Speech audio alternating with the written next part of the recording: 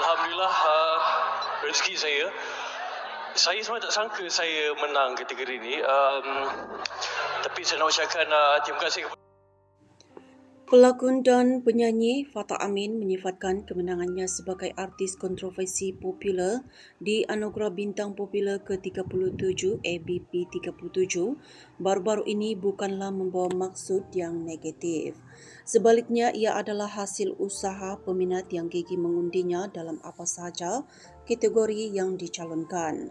Menurut Fatah, sepanjang bergelar anak seni, dia tidak pernah mengajar isu sensasi atau kontroversi kerana lebih selesa memberikan sepenuh tumpuan terhadap kerjaya seni yang dibina.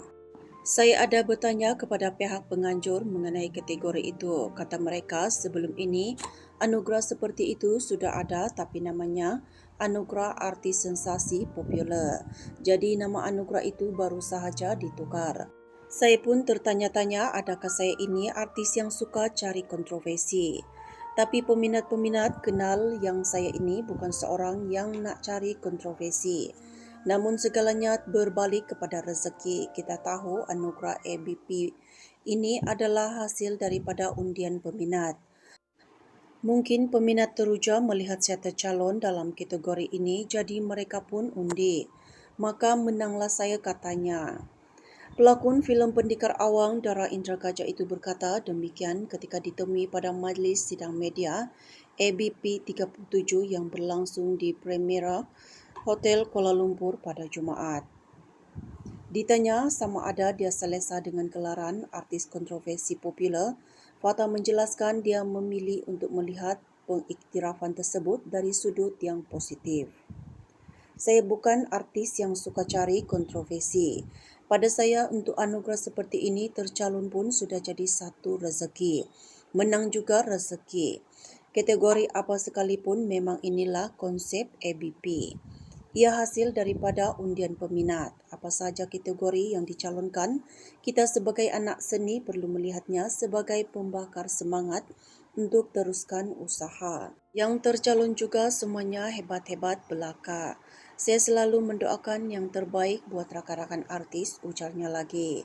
Dalam masa sama, Fatah turut meluahkan rasa gembira apabila rakan artisnya, Ernie Zakri, dinobatkan sebagai pemenang bintang paling popular ABP 37 meskipun namanya turut disebut-sebut sebagai antara pencabar terdekat.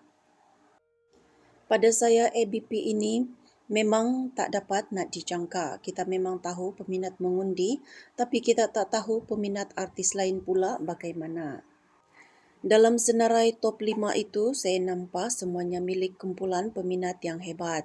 Pada saya, malam ini adalah rezeki Ernie dan peminat-peminatnya.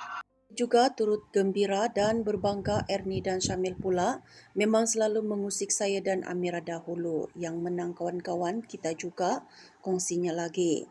Sementara itu, Fatah juga tidak menolak kemungkinan kemenangannya di ABP 37 turut dibantu oleh gabungan peminat isterinya Amira Othman. Ya, memang itulah yang berlaku. Peminat saya dan Amira bergabung dan mengundi bersama. Alhamdulillah, saya menang malam ini pun disebabkan gabungan peminat saya dan Amira akhirnya. terima kasih kepada isteri saya, terima kasih kepada anak saya, terima kasih kepada semua fans yang mengundi untuk kategori ini. Alhamdulillah. Terima kasih kepada ibu bapa saya, terima kasih kepada isteri saya, terima kasih kepada anak saya, terima kasih kepada semua yang menyokong sehingga hari ini saya berada di sini di dalam industri ini. Ini semua untuk anda. Terima kasih.